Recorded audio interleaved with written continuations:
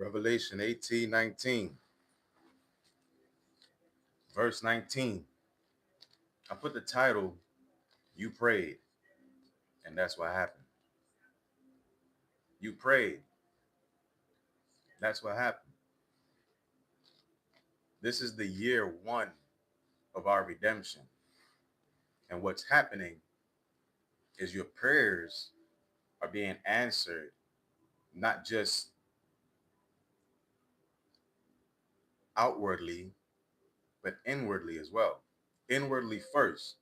For those of you that are questioning if your prayers are being answered, if you're questioning if your prayers are being answered on the side of hesitancy because you weren't sure or um you weren't solidified in yourself, you weren't solidified in your choice, and you were, you know, back and forth on whether you should be on the light side or the dark side, whether you should, continue to suffer or you should just bend and break and then go along the will of doing, you know, worldly things like scamming people, taking money from others, stealing identities, hurting children, stuff like that, manipulation, right? If you're questioning if your prayers are being answered and that is the stance that you have, your prayers aren't being answered because you have betrayed God by betraying yourself.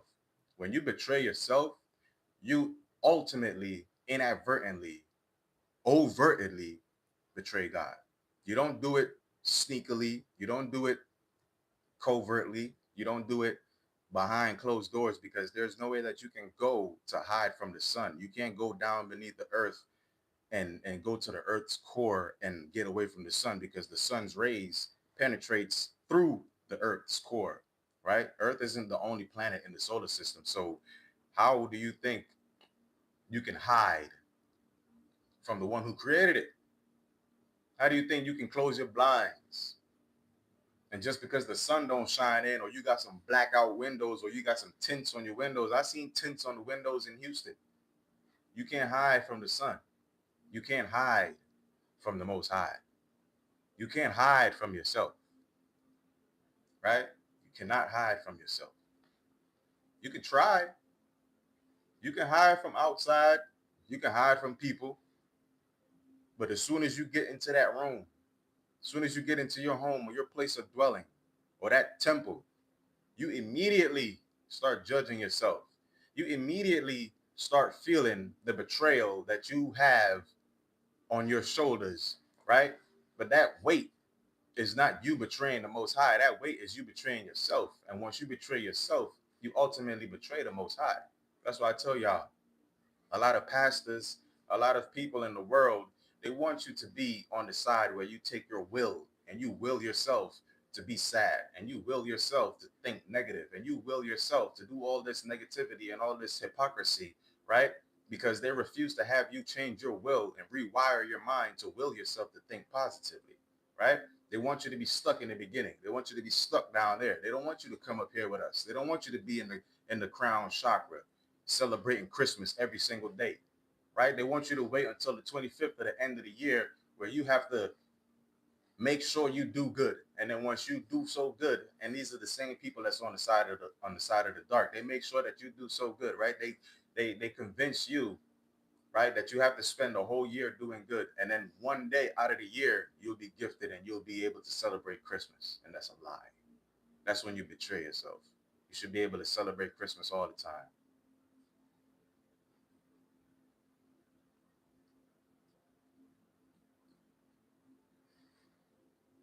Now, when I got the room, it wasn't there. And even if I smoke, I don't smoke inside. I'm an asthmatic. So I don't like to have the fumes or, all that stuff around me. I rather go outside. Even if I'm in a big old mansion, I'm stepping outside and I walk around with the trees and blow my trees down with nature. I don't smoke in the room. If it's a bother, as a, I was gonna turn the camera, but since it bothers you so much, I'm gonna leave it there so you can see it. Those are the same people that want you to celebrate your failures. They want you to celebrate your flaws. I'm not saying be ashamed of your flaws or be ashamed of your failures, But if you don't acknowledge your failures, if you don't acknowledge your flaws, then you can't turn your flaws into flawlessness. You can't turn your failures into success. It'll only be your failures and it'll only be your flaws. And what you would be thinking of is, how do you change yourself when you're already perfect from within, coming without?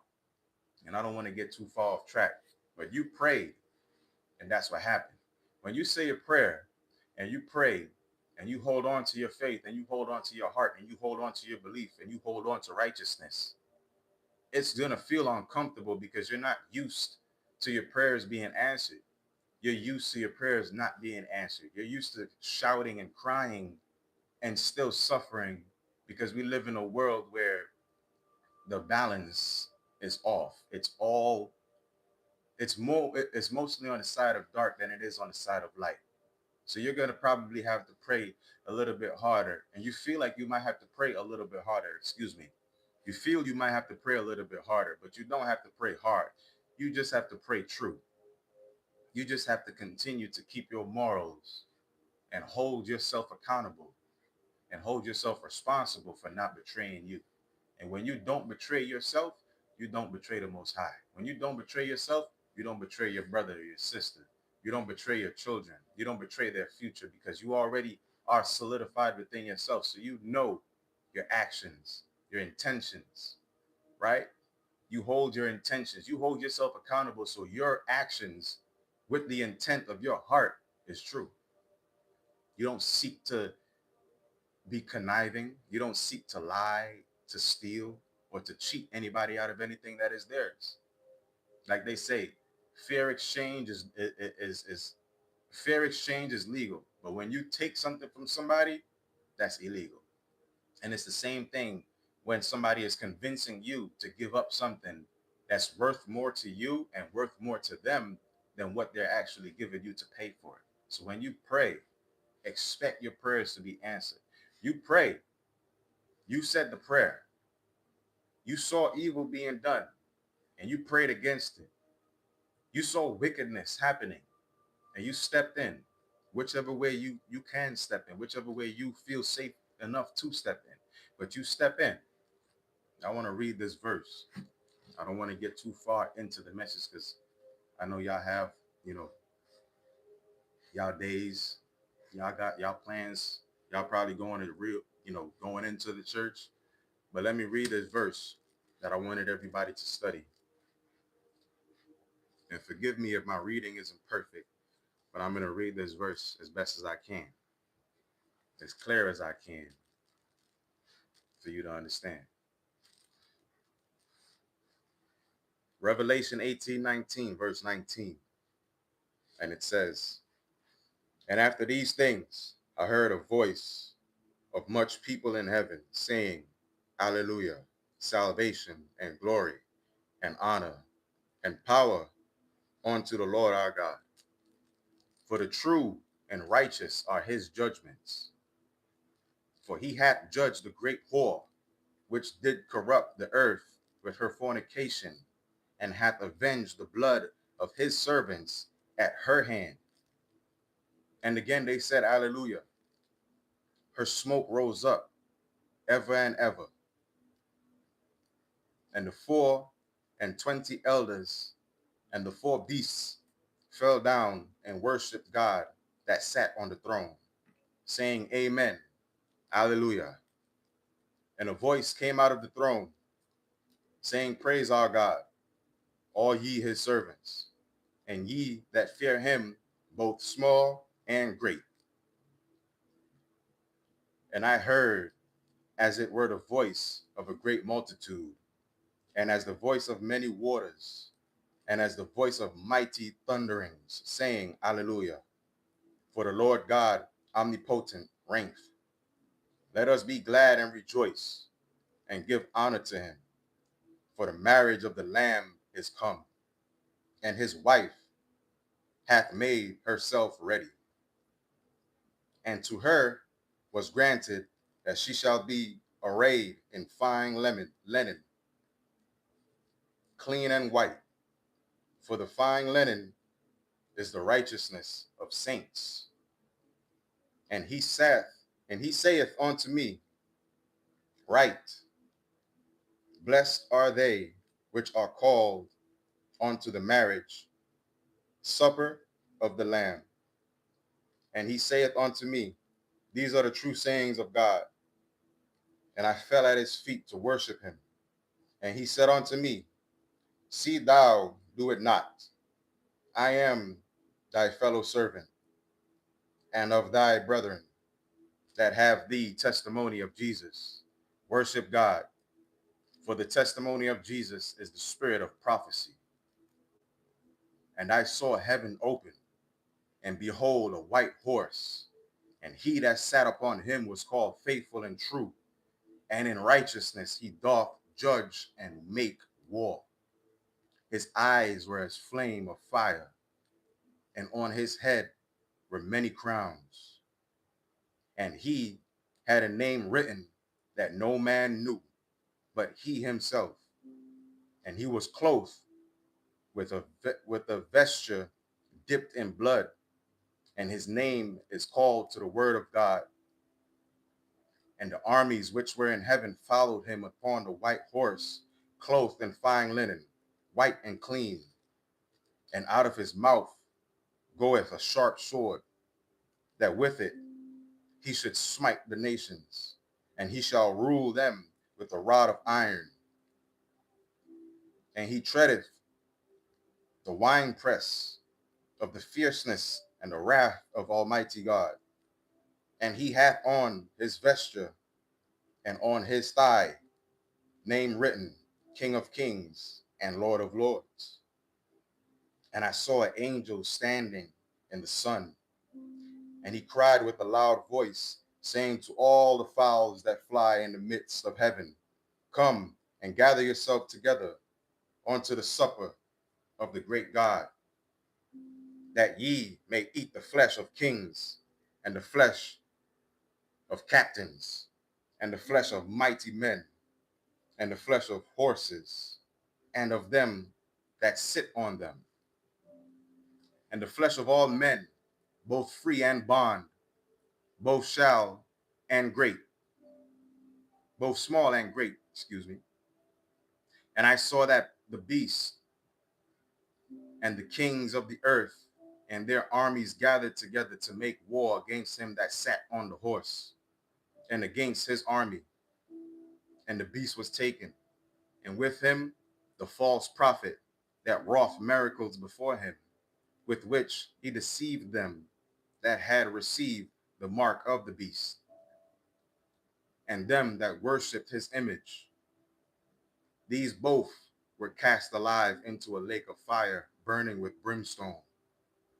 And the remnant were slain with the sword of him that sat upon the horse, which sword proceeded out of his mouth, and all the fowls were filled with their flesh.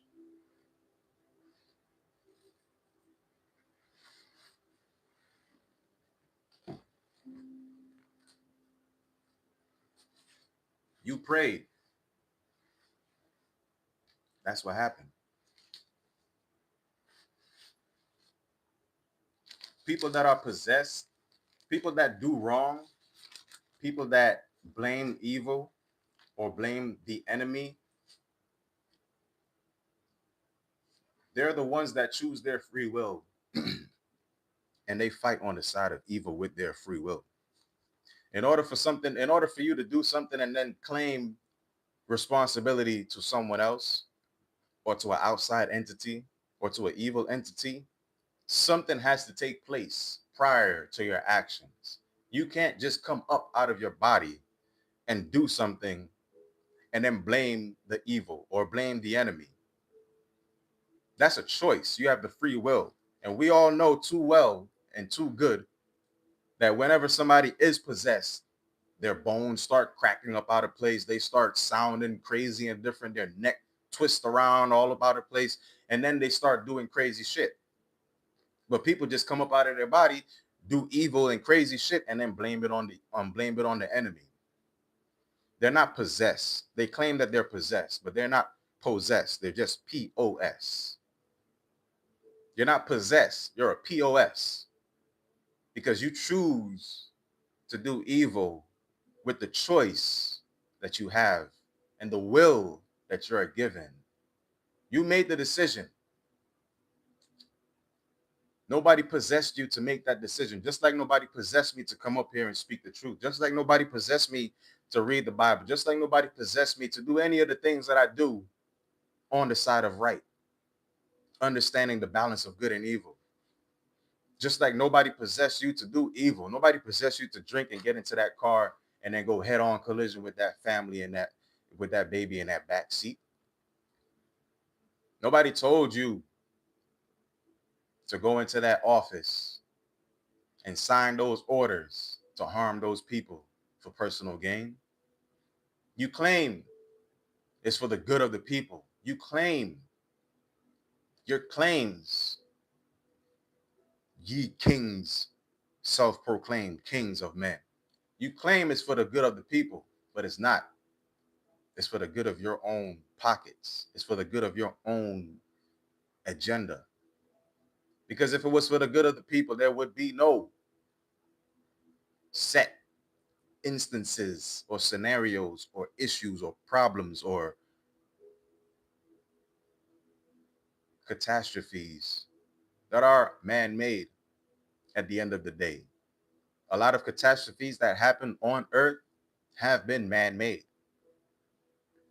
But those same man-made catastrophes help explain Revelation. When you begin to read Revelation and you begin to understand Revelation, you begin to be revealed the truth of man. You can't stay in Genesis all your life. You can't think the end is never going to come in your lifetime or your children's lifetime.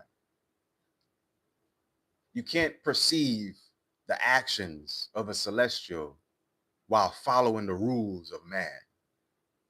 You can't comprehend the magic that is all around you when you convince yourself to follow the rules of man. If you have been ruled, you take your mind and you throw it away and you cast it to the wayside and you accept whatever propaganda is being instilled in your head. So now your mind is no longer yours, and your actions now is your will to command, though you are no longer controlling your head and your mind. That's the way that you can poison the heart and the soul, is through the headspace. You ingest poison through your mouth, your ears, your nose, or your eyes, and that affects the heart and the soul. So once you get rid of your mind, you cast away your thought, you cast away your reason, you cast away you, and you accept somebody else's instruction or you accept somebody else's programming. That is, in a sense, being possessed by outside forces or outside entities. It's just not how they put it in the horror movies where you see somebody's bones breaking and their heads start twisting all over the place and they start speaking like they lost all sense of, articulating words. It's along the same line, even though you're still responsible for the actions that you have the will to control. But it's along the same line of being possessed. But it's that choice that you make when you are choosing to be rid of your own mind state and your own mental state and your own thought process, and you accept somebody else's programming on how you should think, on how you should act, on how you should carry yourself. And that is ultimately where we betray ourselves and where we betray God, because God didn't put us here to be separated from our minds.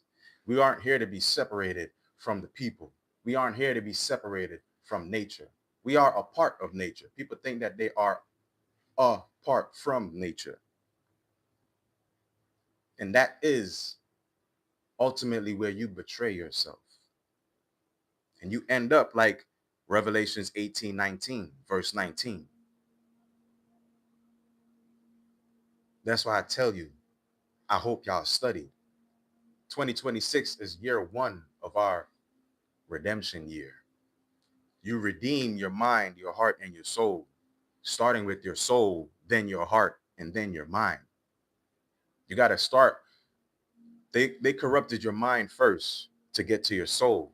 So you got to start with the soul to get to the mind. You can't start with the mind because the heart and the soul is already poisoned due to what you ingested through your mouth, your ears, your nose, and your eyes outside in this reality, in this world where they're practicing reality magic, but they have bot farms that's preaching spirituality on the internet.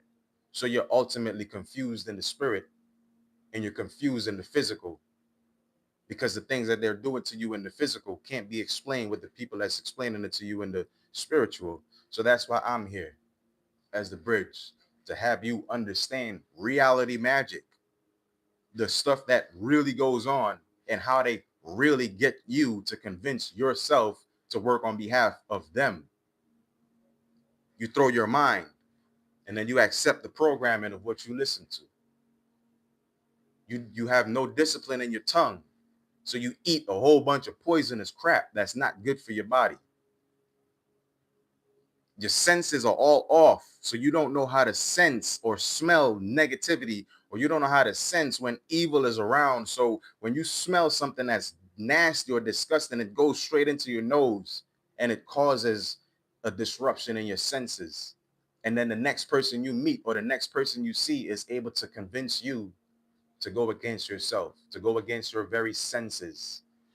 That's why things don't make sense. And people say, make it make sense. Why would you want something that don't make sense to make sense? Which is why we're in the position that we're in now, right? All the shit that happening that don't make sense, everybody is trying so hard to make it make sense when it don't make sense. So you're convincing yourself to make something make sense that don't make sense. You will definitely be programmed by artificial, fake knowledge. The same way you want something that don't make sense to make sense is the same way you will be convinced by something that's not intelligence. And you will believe that it is intelligence. Make it make sense. Let me make it make sense. If it don't make sense, you're not gonna feel fulfilled by it. You're gonna feel confused. You're gonna feel like that anxiety is building up. When it makes sense, you're gonna feel that adrenaline. You're gonna feel like running. You're gonna feel like it's all aligned. And then once you feel like that, the world is going to try to make what you feel aligned, is going to make it feel like it don't make sense because you're not used to being in alignment. You're not used to not betraying yourself. You're not used to not being abused and lied to, right? You're used to being conned into something that ultimately don't serve you. And then you find out down the line that it ain't serving you. And then you got to backtrack, find all these years and all these days and months that you've missed to get back to zero or get back to your equilibrium. And then you move forward from there. So when you try to make things make sense that don't make sense, you disrupt your senses, you disrupt your nervous system, you disrupt everything inside of you that is you, and then you ultimately throw your mind away because you wrap your mind around some dark shit that don't make sense, trying to make it make sense when you could just simply wrap your mind around something that will make sense. You can will yourself to not try to make that shit don't make sense, and you can will yourself to see what makes sense and what feels right and what feels like you're not going to abandon yourself, betray yourself, and betray God. You're going to feel inside of yourself that Revelation 18:19. And you're going to know who's the true kings and who's the true queens and who's the true armies of which side. And you're going to be able to point and decide. Because when you choose your side, you cannot choose again. There is no, I made a mistake. Because ultimately inside of you, inside of your heart, inside of your soul, like I told you, the feeling never goes away. That feeling that something don't feel right, that feeling that something is wrong, it never goes away. Nothing outside of you can penetrate your DNA. You have to allow access. You have to go to the fucking door while somebody banging on your shit, knowing they can't get in unless you open it. But you get worn down by the noise. You get worn down by all the loud shit that's going on outside. The world is already loud. So you getting all worn down by the noise. and you go open the door. And when you open the door, you let a motherfucker convince you to let them in. You let somebody convince you that it's for your benefit that you need to let them in. After they banging down your shit, threatening you outside your door that they gonna break this shit down, they gonna bust this shit in, and then you open the door, and now they're convincing you, let me in. You need to let me in because da da da da. This is what's good for you, right? You got to help me do this. You got to help me do that. I'm gonna need you to do this. I'm gonna need you to do that. And then you let them in, and ultimately you let the vampire, the parasite, into your energy, into your dwelling, into your temple, and now they can do whatever the hell they want, and you can't get them out. The same way the same way they came in is gonna be 10 times harder to get them out. Because when you let somebody in that don't belong there, they're not going to want to leave, especially if it's not their place. That's why my father told me a long time ago, when you go argue with somebody or you're going to get into an argument with any female, do it at their place. So when they start breaking shit, they ain't breaking your shit. They ain't throwing your shit around. A lot of fellas, they get their houses and all that stuff destroyed because of one half of what my father told me a lot of men do. Get your own stuff, get your own place, get your own car, get your own this, get your own that. And then when you do that, you bring somebody in. You bring that vampire in. You bring that parasite in, and they start breaking shit. $200,000 in damages for a misunderstanding that you should have never let happen. That's why men are responsible for the relationship, and women are responsible for the families because they are responsible for who ultimately gets access to the portal of life, right?